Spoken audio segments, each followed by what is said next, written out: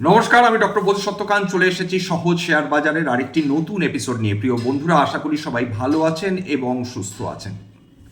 বিগত কয়েকদিন ধরে আমরা খেয়াল করে দেখেছি যে সোনা, গহনা সোনা বলুন, বুলিয়ান বলুন, গোল্ড কয়েন্স বলুন, সেটা মধ্যবিত্ত বাঙালি মধ্যবিত্তর হাত থেকে বেরিয়ে গিয়েছে। এই মুহূর্তে একজন বাঙালি মধ্যবিত্ত তিনি নতুন করে সোনার গহনা কিনতে গিয়ে তার হেঁচকি উঠছেন এবং নতুন করে তিনি বিনিয়োগ করতে পারবেন কিনা, করবেন কিনা সেটা নিয়ে তার ভাবনা অহরাত্রি চলছে।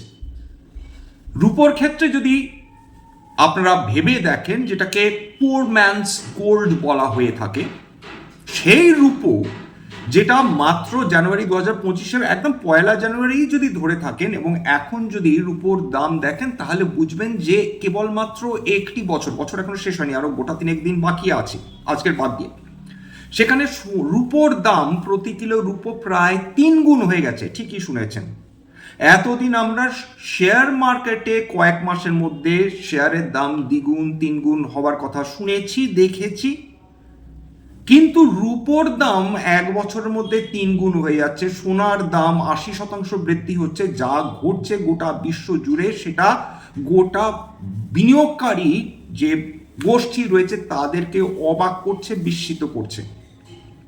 এবং তার মধ্যে জিওপলিটিক্যাল টেনশন যে কাজ করছে সে ব্যাপারে তো কোনো সন্দেহ নেই, এবং আমেরিকার পলিসিও এর সঙ্গে সমানভাবে দোষী।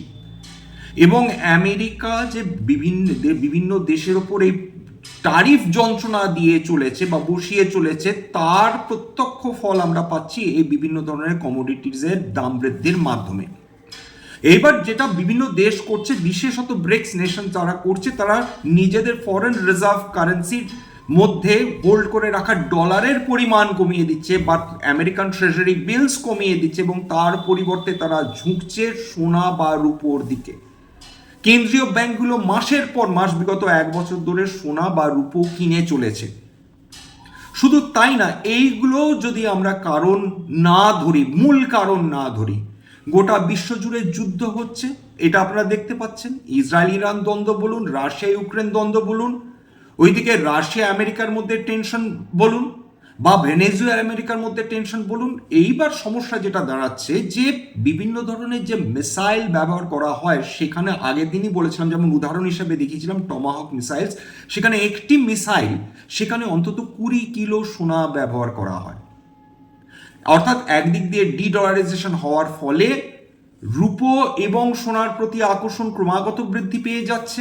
এক, ট্যারিফ নিয়ে যতদিন যন্ত্রণা আমেরিকা বিভিন্ন দেশকে দেবে, তত মানুষ বা তত বিভিন্ন ইনস্টিটিউশনসগুলো ডলারের থেকে তারা অনেক বেশি আকর্ষিত হবে এই ধরনের কমোডিটিসগুলোর প্রতি, precious, semi precious, base metals যাই বলুন না কেন।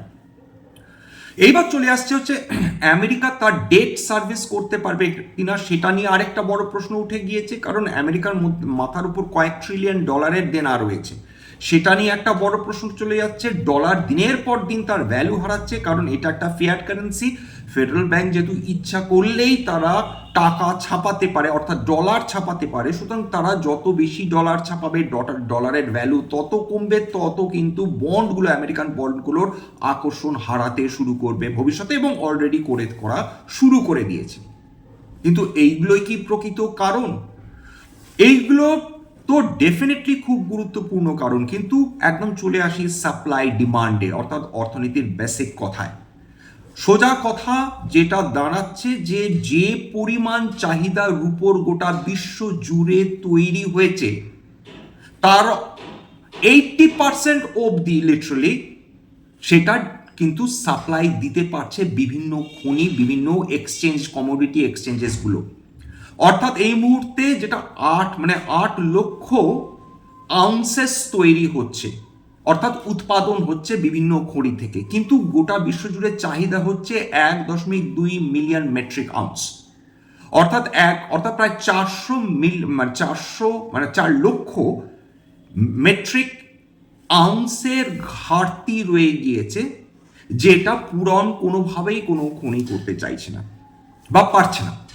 এবার প্রশ্নটা হচ্ছে, তাহলে রূপোর খনিগুলো কি বন্ধ হয়ে যাচ্ছে? এক কথায় উত্তর হচ্ছে, রূপো তো একটা বাই প্রোডাক্ট। মূল খনি যেগুলো, সেগুলো হচ্ছে জিঙ্ক এবং কপারের। রূপো যেটা নিষ্কাশিত করা সম্ভব হয় বা খনি থেকে বের করা সম্ভব হয় সেটা কিন্তু জিঙ্ক বা কপারের বাই প্রোডাক্ট হিসাবে। অর্থাৎ যাদের হাতে জিঙ্কের খনি রয়েছে ইনএভিটেবলি সেই জিঙ্ক নিষ্কাশন করার সময় কিন্তু রূপো বাই প্রোডাক্ট হিসাবে বেরোবে, অথবা কপার যখন উত্তোলন করা হবে খনি থেকে তার সঙ্গে বাই প্রোডাক্ট হিসাবে বেরোবে হচ্ছে রূপো। এই মুহূর্তে যেটা দাঁড়াচ্ছে যে যে ওরগুলো বেরোচ্ছে সেই ওরগুলোর কোয়ালিটিও খুব একটা ভালো নয়। রিসাইক্লিং করবেন রূপো, সেই রিসাইক্লিং করেও যে যথেষ্ট পরিমাণ রূপো পাওয়া যাচ্ছে এমনটিও নয়। এর ফলে যেটা দেখছেন যে 2025 একটা সিগনিফিক্যান্ট একটা আপটিক হয়েছে রূপোর দামে। এবার রূপোর ব্যবহার তো 100 বার বলেছি, আবার বলবো, রূপোর যত দিন যাবে রূপোর চাহিদা বাড়তে বাধ্য। কেন রূপোর চাহিদা বাড়তে বাধ্য? এর আগে যখন রূপো অলংকার হিসেবে মানুষ ব্যবহার করতেন, তার সঙ্গে সঙ্গে এটাও সত্যি কথা ছিল যে গোটা বিশ্বজুড়ে ইলেকট্রনিক্স বা ইলেকট্রিক্যাল যে পণ্যগুলো তৈরি হয় তাতে রূপোর ব্যবহার ছিল অপরিহার্য।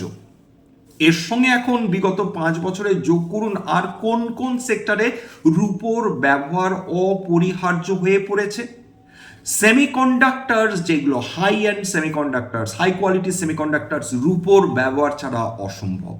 যে সোলার প্যানেলগুলো দেখছেন সেগুলোতে রূপোর ব্যবহার হয় কিরকম, যে সিলিকন ওয়েফার্সগুলো ব্যবহার করা হয় বা পাঁপড়গুলো ব্যবহার করা হয় তাতে সিলভার গ্রাইন্ড করে একটা মিক্সচার হিসেবে বা পেস্ট হিসাবে লাগানো হয়। এবার যখনই রোদ এই সিলিকন ওয়েফার্সগুলোর উপর পড়ে তখন ইলেকট্রনস নির্গত হতে থাকে এই সিলিকন ওয়েফার্স থেকে। তাহলে রূপোর পেস্টের কাজ কি? রূপো মনে রাখবেন is a very good conductor of electricity. রূপো তখন সেই সেইগুলোকে তারা ট্রান্সমিট করে এবং ট্রান্সমিট করে ফর ইমিডিয়েট কনজাম্পশন, নতুবা স্টোরেজের জন্য বিভিন্ন বেস বা ব্যাটারিগুলোর ক্ষেত্রে। শুধু তাই না, রূপোর ব্যবহার আর কোথায় সৃষ্টি হচ্ছে? সোলারগুলো, যে সোলার প্যানেল হয়ে গেল, সেমিকন্ডাক্টরস হয়ে গেল। এবার উইন্ড এনার্জির ক্ষেত্রে রূপোর ব্যবহার অপরিহার্য। ইলেকট্রিক ভেহিকেলসে কত কিলো রূপো এবং কত কিলো তামা ব্যবহার করা হয়, মানে কপার ব্যবহার করা হয় সেটা একবার দেখে নিই। তাহলে বুঝতে পারবেন যত দিন বাড়ছে, যত ইলেকট্রিক্যাল ভেহিকেলস বাজারে আসছে, সেটা 2 চাকা 3 চাকা 4 চাকা যাই বলুন না কেন বা 6 চাকা, প্রত্যেকটার ক্ষেত্রে রূপোর ব্যবহার অপরিহার্য হয়ে পড়ছে। এটা আমাদের মাথায় রাখতে হবে।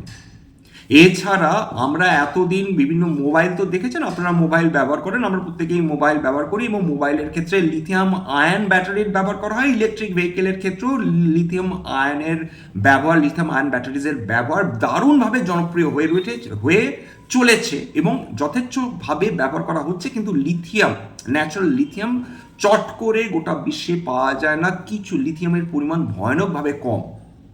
কিন্তু সেই লিথিয়াম আয়ন ব্যাটারিকেও চ্যালেঞ্জ করছে সিলভার, অর্থাৎ সলিড ব্যাটারি, সলিড স্টেট ব্যাটারিতে ট্রানজিশন হচ্ছে।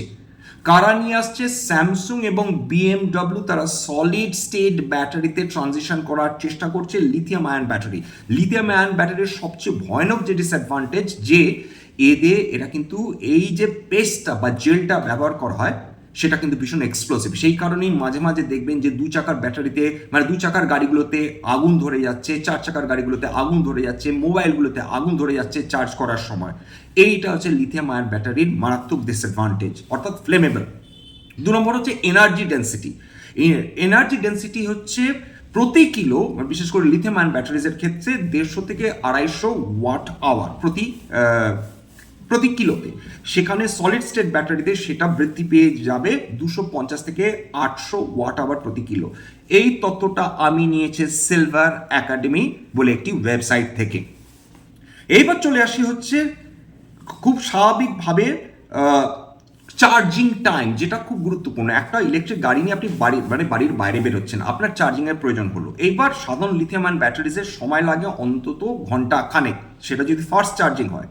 কিন্তু যদি সলিড স্টেট ব্যাটারি ব্যবহার করা হয় সেটা 10 থেকে 15 মিনিটের মধ্যে চার্জ করে দেবে বলে যারা এই সলিড স্টেট ব্যাটারি তারা তৈরি করছেন তারা এই দাবিটা করছেন। এইবার সলিড স্টেট ব্যাটারিতে কি ব্যবহার করা হবে? বলা হচ্ছে প্রত্যেকটা সলিড স্টেট ব্যাটারি তৈরি করতে অন্তত 1 কিলো রূপোর ব্যবহার অবশ্যম্ভাবী। তার মানে যেটা দাঁড়াচ্ছে যে রূপোর কনজাম্পশন আরও বৃদ্ধি পাবে দিনের পর দিন। এতেও কি শেষ? এই কারণেও কি রূপোর দাম বৃদ্ধি পাচ্ছে? চলে আসি আরেকটি ভয়ানক কারণ। সেটা কি? মনে রাখবেন যে গোটা বিশ্বে যারা রূপো উৎপাদন করে রূপো এক্সপোর্ট করে তার মধ্যে সবচেয়ে বেশি রূপো এক্সপোর্টকারী দেশের নামটি আর আপনারা সবাই জানেন, সেটা হচ্ছে চীন। চীন বিশ্বের 60 থেকে 70% রূপো এক্সপোর্ট করে থাকে বা রপ্তানি করে থাকে। এবার মজার ব্যাপার হচ্ছে গোটা বিশ্ব জুড়ে রূপো লিটারালি অধিকাংশ দেশে না নেই বললেই চলে। কোন দেশে কত আছে একটু বুঝে নিই, তাহলে বুঝে যাবেন। এবার বলে দিই, বিশ্বে যে কটা দেশ রূপো উৎপাদন করে তার মধ্যে সবচেয়ে বেশি, তার মধ্যে 11 নম্বর দেশ হচ্ছে ভারতবর্ষ। এবং ভারতবর্ষের যে প্রোভেন রিজার্ভ রয়েছে, অর্থাৎ প্রমাণিত যে রিজার্ভ রয়েছে, সেটা মাত্র 8 মেট্রিক টন। ঠিকই শুনেছেন, মাত্র 8 মেট্রিক টন। সবচেয়ে বেশি রূপো কার কাছে আছে? পেরুর কাছে।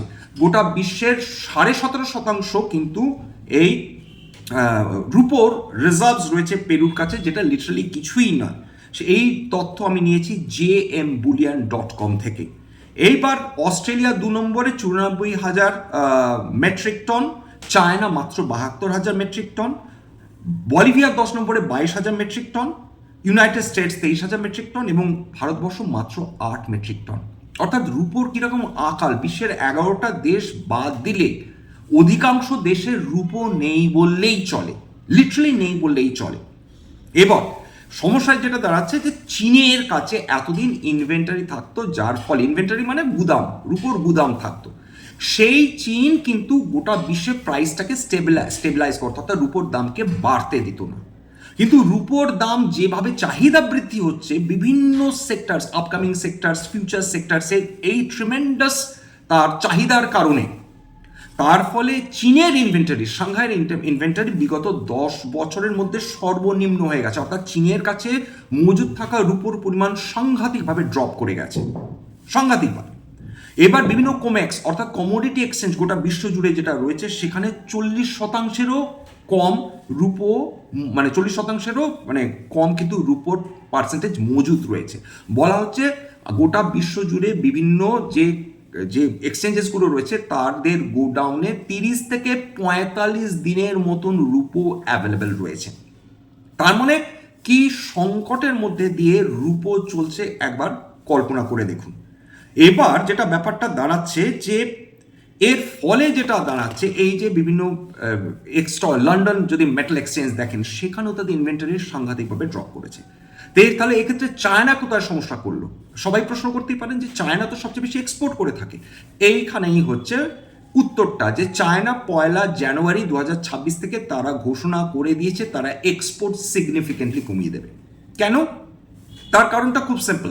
তারা বলছে আমাদের নিজেদের মজুদ থাকা রূপো হাতে নেই, সুতরাং আমরা এখন যেভাবে আর্টিফিশিয়াল ইন্টেলিজেন্স, ডেটা সেন্টার, তারপর ইলেকট্রিক ভেহিকেল, সেমিকন্ডাক্টর সব কিছুতে, মানে সোলার প্যানেল সব কিছুতে এই পরিমাণ রূপো লাগছে, তাহলে শুধু শুধু আমরা এক্সপোর্ট করব কেন এত রূপো, যেখানে আমাদের এই একই রূপো ব্যবহার করে আমাদের দেশে এই বিভিন্ন ধরনের সেক্টরগুলোতে আমরা যদি রূপো ব্যবহার করি আমরা অনেক বেশি লাভবান হতে পারবো, যেখানে সেই ধরনের কমোডিটিস যেখানে রূপোর ব্যবহার রয়েছে। সুতরাং আমরা রূপো এক্সপোর্ট করব কেন?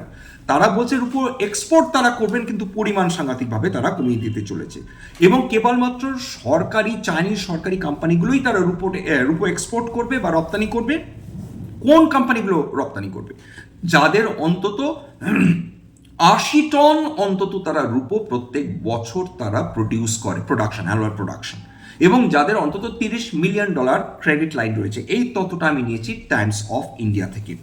তার মানে কি দাঁড়াচ্ছে, যে চায়না যে গোটা বিশ্বের 60 থেকে 70% রূপো সরবরাহ করে থাকে, তারা যদি সিগনিফিকেন্টলি রূপোর এক্সপোর্ট কমিয়ে দেয়, তাহলে বুঝতে পেরেছেন যে রূপোর চাহিদা আরও কীরকমভাবে বৃদ্ধি পাবে এবং সেই চাহিদা মেটানো যে লিটারালি অসম্ভব হয়ে পড়বে, সে ব্যাপারে কোনো সন্দেহ দাঁড়াচ্ছে না। তার মানে গোটা বিশ্বজুড়ে এই মুহূর্তে রূপোর অকাল চলছে বলা যেতে পারে। সোনার সেই অর্থে মারাত্মক ইন্ডাস্ট্রিয়াল ইউজ নেই, হাতে গোনা কয়েকটা ইন্ডাস্ট্রিয়াল, কিন্তু রূপো তার ইন্ডাস্ট্রিয়াল ইউজ, কপার তার ইন্ডাস্ট্রিয়াল ইউজ সাংঘাতিক। এটা ছাড়া বিশ্ব লিটারালি স্তব্ধ হয়ে যাবে। বর্তমানে আমরা যে টেকনোলজি ব্যবহার করছি, সেই টেকনোলজি যদি ক্রমাগত ব্যবহার করা চালিয়ে যেতে হয় বা আমাদের উন্নতি করতে হয়, তার মানে এই মুহূর্তে পুতুল নাচের দড়ি কার হাতে রয়েছে? খুব স্বাভাবিকভাবে চীনের হাতে এখন পুতুল নাচের দড়ি রয়েছে। এবং প্রশ্নটা যেটা দাঁড়াচ্ছে, মধ্যবিত্তর হাত থেকেও তাহলে রূপো এবার বেরিয়ে যাবে? মধ্যবিত্ত কি অ্যাফোর্ড করতে পারবে? 3 গুণের বেশি যদি রূপোর দাম বৃদ্ধি হয়ে যায় কেবলমাত্র 1 বছরে, যারা আগে সোনা না দিয়ে রূপোর থালা, বাটি, গেলাস দিতেন তাদের প্রিয়জনদের বা অন্নপ্রাশনে, এমনকি বিয়ে বাড়িতেও, সেই রূপোর চামচ কি আর দেওয়া সম্ভব হবে? সেই রূপোর গেলাস, বাটি আর দেওয়া সম্ভব হবে? সোনার চামচে পায়েস খাবার গল্প তো বহুদিন আগেই মিটে গেছে, সেটা বলা যেতেই পারে। কিন্তু এখন রূপোর চামচেও যদি মানুষের, সাধারণ মধ্যবিত্ত বাঙালির যদি পায়েস খাওয়া বন্ধ হয়ে যায়, তাহলে মধ্যবিত্ত বাঙালি যাবেনটা কোথায়? এইটা আমাদের মাথায় রাখতে হবে। এই প্রসঙ্গে একটা আমাদের লাস্ট যে এটাতে দামে ট্রেড করছিল স্পট প্রাইস, সেটা হচ্ছে 2,51,000 টাকা প্রতি কিলো লাস্ট যখন ট্রেডিং হয়েছিল, স্পট প্রাইসের কথা বলছি। তার মানে যেটা দাঁড়াচ্ছে যে রূপোর এই যে চাহিদা, বেশ কয়েকটা কারণের সংক্ষেপে বলে দিই। 1, ফেডারেল ব্যাংক ইন্টারেস্ট রেট কমাবে, এই আতঙ্কে রূপো সোনার দাম বৃদ্ধি পেয়ে যাচ্ছে। চায়না তারা এক্সপোর্ট কমিয়ে দিতে চলেছে, এই কারণে রূপোর দাম ক্রমাগত বৃদ্ধি পাচ্ছে। 3 নম্বর, সিলভার ইটিএফ। সিলভার ইটিএফ গোটা বিশ্ব জুড়ে জনপ্রিয় হয়ে উঠেছে বিগত 1 বছর ধরে তো বটেই, এবং বলা হচ্ছে যে সিলভার এক্সচেঞ্জ ট্রেডেড ফান্ডগুলো যেগুলো রয়েছে, তাদের হাতে মজুদ থাকা যে রূপো রয়েছে তার 356 গুণ বেশি ইটিএফ বিক্রি হয়েছে। তার মানেটা কি দাঁড়াচ্ছে? তার মানে যদি ধরে নিয়ে একজন মানুষ, তিনি সিলভার ইটিএফ ধরে রয়েছেন, এবার তিনি বলছেন যে আমার সম পরিমাণ, অর্থাৎ যে পরিমাণ তিনি রূপোর ইটিএফ কিনে রেখেছেন, তিনি যদি বলেন যে আমি সম পরিমাণ রূপো চাই, আমি যে দামে সিলভার ইটিএফ কিনে রেখেছি, আমার ফিজিক্যাল ডেলিভারি চাই, তার মানে যেটা দাঁড়াচ্ছে তাকে ফিজিক্যাল ডেলিভারি দিতে হবে। এবং ফিজিক্যাল ডেলিভারি যদি সমস্ত বিনিয়োগকারী চান, তার মানে যেটা দাঁড়াবে, হু হু করে সিলভার ইটিএফ এর দাম বাড়ার সম্ভাবনা থেকে যায়, থাকবে, এটা কোনোভাবেই বলা যায় না। দাম বৃদ্ধি হবে কোনোভাবেই বলা যায় না, কোনো কিছুই বলা যায় না। কেবল বর্তমান জিনিসটা আপনাদের সামনে তুলে ধরছি। কোনো রিকমেন্ডেশন, সাজেশন, অ্যাডভাইস নেই। আমার বা আমার পরিবারের কাছে কোনো সিলভার ইটিএফ নেই, তার মানে ভবিষ্যতে আমরা কোনো সিলভার ইটিএফ কিনবো না এমন কিন্তু কোনো কথা নেই। যদি ভবিষ্যতে কিনি বা বিক্রি করি, আগাম বিজ্ঞপ্তি দিয়ে কিনতে বা বিক্রি করতে পারবো না। রূপো কত ওপরে যেতে পারে সেটা কোনো বিশেষজ্ঞই গ্যারেন্টি দিতে পারছে না। মনে রাখুন যে জেপি মর্গ্যান, বিশ্বের অন্যতম যা মানে বড় যে অ্যাসেট ম্যানেজমেন্ট কোম্পানি বলুন, ফিনান্সিয়াল কোম্পানি বলুন, সেই জেপি মর্গ্যান তারা এতদিন ধরে তারা রূপোতে শর্ট পজিশন নিয়ে বসে ছিল, মারাত্মক কোঁতকা খেয়েছে, কয়েকশো মিলিয়ন ডলারের লস করেছে, এবার হঠাৎ করে তারা লং পজিশন নিয়ে বসে গেছে। তার মানে যেটা দাঁড়াচ্ছে, যারা এতদিন শর্ট পজিশন নিয়ে সিলভারে ছিল, তারাও হঠাৎ করে মনে পড়ছে তাই তো বড্ড ভুল হয়ে গেল। সুতরাং বি ভেরি কেয়ারফুল। অর্থাৎ অত্যন্ত লাইফ হাই উঠে গেছে সিলভার ইটিএফ, আমি শর্ট করে দিলাম, খুব সাবধান। কিন্তু কোন রকম রিকমেন্ডেশন, সাজেশন না, কেবলমাত্র বাঙালি বিনিয়োগকারীদের এটা কিন্তু একটা সতর্কবার্তা বা একটা এডুকেশনাল একটা উদাহরণ হিসাবে কিন্তু আমি এটাকে দিচ্ছি। যাক, আমাদের আপাতত এটা মাথায় রাখতে হবে যে রূপো যে অবস্থায় দাঁড়াচ্ছে, রূপোর চাহিদা, যদি মনে করেন যে এটা গিমিক না, রূপোর চাহিদা গিমিক নয়, রূপো র্যালি করছে কারণ প্রকৃত অর্থে রূপোর শর্টেজ গোটা বিশ্ব জুড়ে তৈরি হয়েছে। কেন্দ্রীয় ব্যাংকরা কিনছে, বিভিন্ন এক্সচেঞ্জেসগুলো কিনে হোল্ড করছে। এগুলো আগে তো আলোচনা, বাকি কারণগুলো তো আলোচনা করলাম। ডলারাইজেশন হচ্ছে। এখন হঠাৎ করে মানুষ ইকুইটি মার্কেট, ক্রিপ্টো কারেন্সি, যেগুলোতে তারা ট্র্যাডিশনালি এতদিন বিনিয়োগ করে সম্পদ সৃষ্টি করতো, হঠাৎ দেখছে যে সোনা, রূপোর মতন কমোডিটিগুলো এই লেভেলে হেন তারা অ্যাপ্রিসিয়েশন দেখাচ্ছে। যাই হোক, এখানেই শেষ করছি। আশা করি আপনাদের এই এপিসোডটা ভালো লাগলো।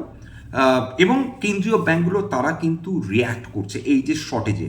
তার কারণ তারা বুঝতে পারছে যে সাপ্লাই একটা লিমিট রয়েছে, কনস্ট্যান্টস রয়েছে, ফিজিক্যাল শর্টেজ রয়েছে। পেপার মার্কেট অর্থাৎ এক্সচেঞ্জ ট্রেডেড ফান্ডসগুলোতে রিস্ক রয়েছে, কারণ যতটা সাপ্লাই থাকা দরকার ততটা নেই, কিন্তু ডিমান্ড ক্রমাগত বৃদ্ধি পাচ্ছে। সুতরাং রিয়েল সাপ্লাই স্কুইজ কিন্তু চলে এসছে। স্ট্যান্ডার্ড ডিসক্লোজার যে যে যে অ্যাসেটটা নিয়ে আলোচনা করলাম এক্সটেন্ডেড ফান্ড, আগে তো ডিসক্লেমার ডিসক্লোজার দিয়ে দিয়েছি, বা ডিসক্লেমার এটা কেবলমাত্র একটা এডুকেশন চ্যানেল বাঙালি বিনিয়োগকারীদের ইনভেস্টার অ্যাওয়ারনেস বৃদ্ধির জন্য। এখানে কোনো ধরনের কোনো অ্যাসেটের কিন্তু রিকমেন্ডেশন, সাজেশন, অ্যাডভাইস এমনকি ইনফ্লুয়েন্স করার প্রচেষ্টা নেই। আমার কথা শুনে যদি কোনো ধরনের অ্যাসেটে বিনিয়োগ করেন ক্ষতির মুখোমুখি হতে পারেন, সুতরাং সবসময় একজন সেবি রেজিস্টার্ড ইনভেস্টমেন্ট অ্যাডভাইসারের পরামর্শ নেওয়ার চেষ্টা করবেন বা নিজের ডিউ ডিলিজেন্স করবেন, সেক্ষেত্রে আপনারা উপকৃত হলেও হতে পারেন।